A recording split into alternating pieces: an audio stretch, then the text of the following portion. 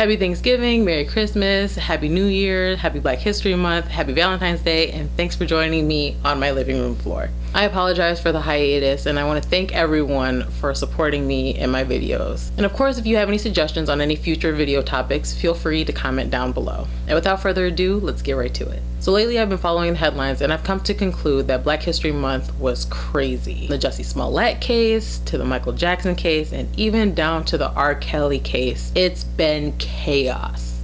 Y'all killing me with this.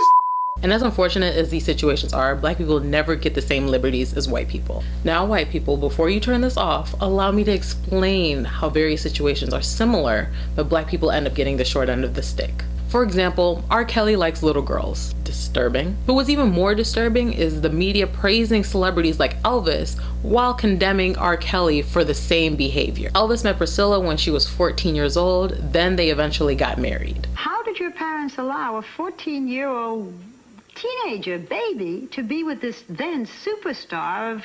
It was not easy on my parents. You know, first of all, it was just an innocent meeting. And of course, you know, I was excited and I was reluctant because I didn't think they'd ever let me go. But it was just a one-time opportunity. That's all they thought it would be. I never expected him to ask me back. They never expected him to ask me back. But Elvis did ask you back, and you saw him again and again. And you would get home very late at night and be exhausted the next day when you had to go to school. And your parents let you go again and again.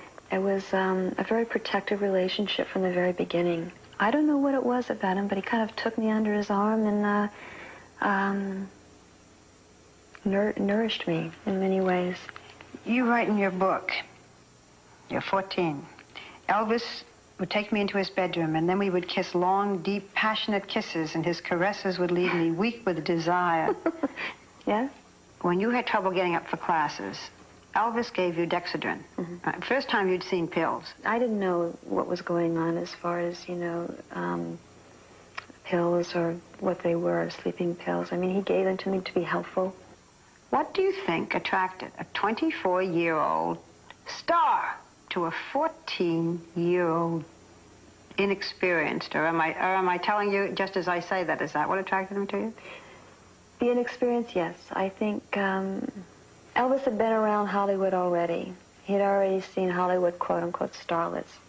So I think in his own mind, he thought, well, I'll just be with someone and teach her as it comes. Somehow nobody thinks this is disturbing. Instead, they give him his own tribute. They haven't denounced him. They haven't removed his star on the Walk of Fame. They let him keep the title as the King of Rock and Roll. Stanford is the only school I ever wanted to go to. I'm sorry you didn't make it, Deej. You should have done what I did when I applied there. Include a crisp $20 bill with the application.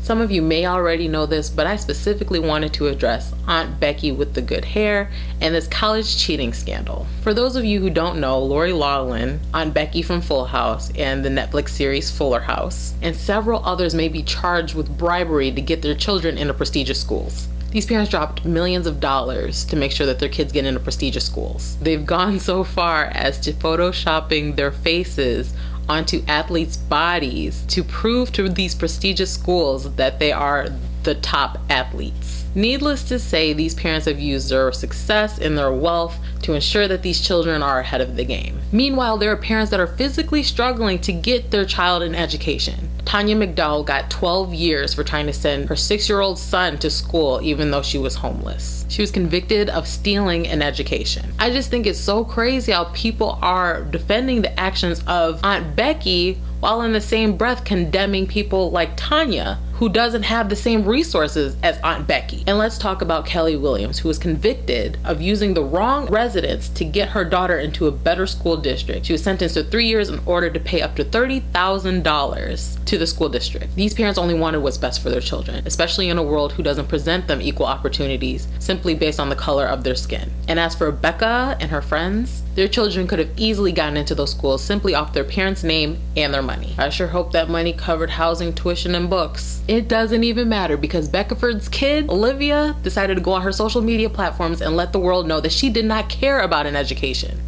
I don't really care about school, as you guys all know. The crazy part is we can't even chalk it up to rich people problems because Michael Jackson, who is dead, is still facing allegations in the documentary Leaving Neverland. I'm not going to touch on this topic too much, but all I know is that Jerry Lewis married his 13-year-old cousin and not a single mouth murmured. Brooke Shields, at 10 years old, was posing for Hugh Hefner's Playboy magazine and no one said a word. And now, of course, I have to address the Jussie Smollett case. In late January, Jussie Smollett came to Chicago and filled out a police report stating that 2 masked men attacked him. He then said those men shouted racial and homophobic slurs, then poured an unknown chemical substance on him. Prosecutors say the attack was orchestrated by Smollett and that he paid the men. He now faces 16 felony charges. For those of you who don't understand, a felony holds up to 3 years in prison for each count. If he did orchestrate this, he does not deserve 16 felony counts. Why do I bring this up, you ask? Well, because there are more serious offenses committed by white people that got shorter sentences. Prime example, Nikki Jovino falsely accused 2 football players of rape. She later admitted she made up the lie in fears of losing a potential boyfriend. The athletes were not allowed to play, they lost their scholarships, and one even admits now he suffers from PTSD. She was sentenced to misdemeanor charges, 1 year and 3 months of probation. Now, please note, in no way, shape, or form am I validating or advocating for these celebrities' actions. However, I am saying that we need to keep it equal across the board. If we are going to condemn one for their actions, we need to do the same for the other. That's all I have for today. Like, share, comment, and subscribe, and I'll see you next time.